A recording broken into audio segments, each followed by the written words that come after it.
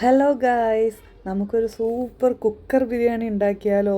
പ്രത്യേകിച്ച് പ്രിപ്പറേഷൻസ് ഒന്നും ഇല്ലാതെ ആട്ടോ ഞാൻ ഇത് ചെയ്യുന്നത്. നമുക്ക് നോക്കാം.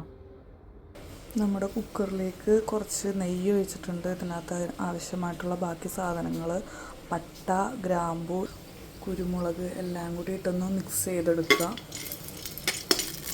ഇപ്പോൾ തൽക്കാലം ഇതിങ്ങനെ വഴറ്റിയിട്ട് റൈസ് ഇതിനകത്തിട്ട് ജസ്റ്റ് റോസ്റ്റ് ചെയ്തിട്ട് അത് മാറ്റി വെച്ചിട്ട് ഇതിൽ തന്നെ നമുക്ക് ചിക്കൻ വേവിക്കാനാണ് ഞാൻ തീരുമാനിച്ചേക്കണേ. നമുക്ക് നോക്കാം എന്താവുമെന്ന്.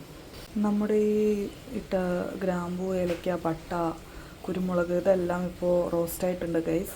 ഇതിലേക്ക് നമുക്ക് കുറച്ച് അരി ഇടാം. അരി ഇട്ടിട്ടുണ്ട്. നമുക്ക് ഇതും ഒരു 3-4 മിനിറ്റ് റോസ്റ്റ് ചെയ്യണം. എന്നാലാണ് നമുക്ക് ആ അരി വിട്ട് നിൽക്കാനായിട്ട് ഹെൽപ്പ് ചെയ്യുള്ളൂ. ഇതിൽ ചൂടടിക്കുന്നതുകൊണ്ട് ഞാൻ കയ്യിലൊന്ന് മാറ്റി പിടിച്ചു ഗൈസ്. നല്ലോണം റോസ്റ്റ് ആവട്ടെ. ഇതിൽ നമ്മൾ കുറച്ച് നാരങ്ങ ചേർത്തിട്ടുണ്ട്, നാരങ്ങ നീര്. അത് വെച്ച് നല്ലോണം ഒന്ന് മിക്സ് ചെയ്തെടുക്കാം. നോർമലി നമ്മൾ വെള്ളം ചേർക്കുമ്പോഴാണ് ഉപ്പിട്ട് കൊടുക്കാറ്. ഞാൻ ജസ്റ്റ് ഇച്ചിരി പിഞ്ച് ഓഫ് സോൾട്ട് ഞാൻ ഇതിനകത്ത് ഇട്ട് കൊടുക്കുന്നുണ്ട്. പ്രത്യേകിച്ച് പ്രിപ്പറേഷൻസ് ഒന്നും ഇല്ലാതാണ് നമ്മൾ ഇതൊക്കെ ചെയ്യുന്നത്. പെട്ടെന്ന് വിചാരിച്ചിട്ട് അങ്ങനെ വീഡിയോ ഇടണമെന്ന് കുറേ നാളായി ആഗ്രഹിക്കുന്നത്. അങ്ങനെ എടുത്തൊരു വീഡിയോ ആണ് ഇത്. നമ്മളിപ്പോൾ ഇനി വേറൊരു രീതിയിൽ ചെയ്യണമെന്ന് വെച്ച് കഴിഞ്ഞാൽ നമ്മുടെ ഒരു പാത്രത്തിലോട്ട് ഇത് മാറ്റി വെക്കും. എന്നിട്ട് ഈ റൈസ് കുക്കറിൽ തന്നെ നമ്മൾ ചിക്കൻ റോസ്റ്റ് ചെയ്ത് എല്ലാം ആക്കിയിട്ട് ഇതിൽ തന്നെ നമുക്ക് ബിരിയാണി റെഡിയാക്കി എടുക്കാം. നമുക്ക് ഇതിനകത്ത് കുറച്ച് വെളിച്ചെണ്ണ ഒഴിക്കാം തൽക്കാലം. എന്നിട്ട് നമുക്ക് സവാള റോസ്റ്റ് ചെയ്ത് ചിക്കൻ്റെ സംഭവങ്ങളൊക്കെ ശരിയാക്കാം. സവാള ഇടുന്നുണ്ട്. റോസ്റ്റ് ആവുന്നതിനനുസരിച്ചിട്ട് അത് വിട്ട് മാറി കിട്ടിക്കോളും.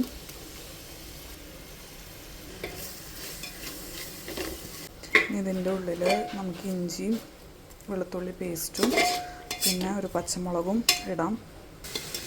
ചിക്കൻ ആക്കുമ്പോൾ ഞാൻ സാധാരണ ഇഞ്ചി വെളുത്തുള്ളി പേസ്റ്റ് ആദ്യം ഇട്ടിട്ട് മറ്റേ നമ്മുടെ പച്ചമുളക് അത് കഴിഞ്ഞ് ഇട്ടിട്ട് അതിൻ്റെ മുകളിൽ സവാള ഇടാറാണ് പതിവ്. വീഡിയോ എടുക്കണതിൻ്റെ തിരക്കിൽ ഞാൻ ആദ്യം പോയി സവാള ഇട്ട്. കുഴപ്പമില്ല, എന്തായാലും ശരിയാവും. സവാളയിൽ നമ്മൾ ഉപ്പിട്ട് കൊടുക്കുന്നുണ്ട്. നന്നായിട്ട് വഴറ്റി എടുത്തിട്ട് ഇത് ഏകദേശം കുക്കായിട്ടുണ്ട്. ഇനി ഇതിനകത്ത് വേണ്ട പൊടികളും കാര്യങ്ങളൊക്കെ നമുക്ക് എടുക്കാം. നല്ല ലോ ഫ്ലെയിമിൽ ഇട്ടിട്ട് നല്ലോണം പതുക്കെ ഇടക്കിടക്ക് ഇളക്കിക്കൊണ്ടിരുന്ന് കഴിഞ്ഞാൽ നമുക്ക് അധികം കരിയാതെ നമുക്ക് കിട്ടും. ഇതിപ്പോൾ ഈ ഒരു കണക്കായിട്ടിരിക്കുവാണ്. എന്തായാലും നമുക്ക് ഇതിനകത്ത് പൊടികളൊക്കെ ഇടാം. നേരത്തെ റോസ്റ്റ് ചെയ്ത അരിയുടെ ബിരിയാണി റൈസിൻ്റെ സംഭവങ്ങളൊക്കെ സൈഡിലുണ്ടായിരുന്നു. അതൊക്കെ ഒന്നും കൂടി ഇതായതുകൊണ്ടാണ് നമ്മുടെ സൈഡൊക്കെ അങ്ങനെ ഇരിക്കണത്.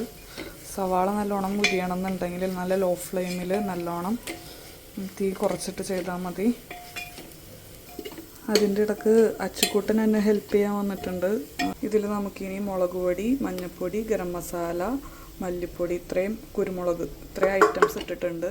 നമുക്കിനി അത് ഇളക്കാം. ഇത് നമ്മൾ അതിൻ്റെ ഒരു പച്ചമണം മാറണ വരെ പൊടികളെല്ലാം മൂപ്പിച്ചെടുത്തിട്ടുണ്ട്. ഇനി നമുക്ക് ഇതിനകത്തോട്ട് മാരിനേറ്റ് ചെയ്ത് വെച്ചിരിക്കുന്ന ചിക്കൻ ഇടാം. ചിക്കൻ വളരെ കുറച്ചേ ഉള്ളൂ, അതുകൊണ്ടാണ് സവാള ഇത്ര എടുത്തത്.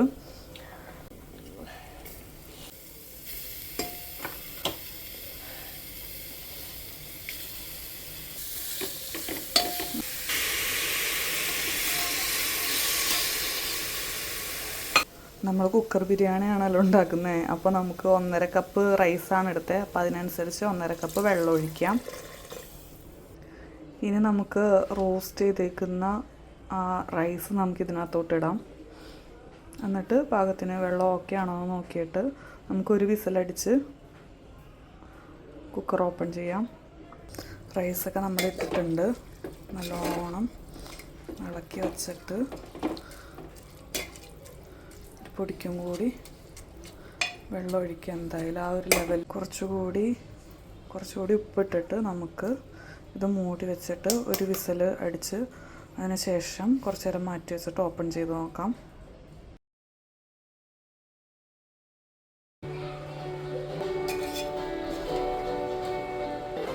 ഇതാ നല്ല ചൂടുള്ള നല്ല സൂപ്പർ ബിരിയാണിയാണ് നമ്മളുടെ കുക്കർ ബിരിയാണി.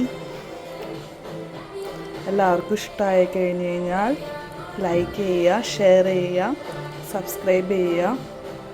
സൂപ്പറാണ് കേട്ടോ. ബായ്.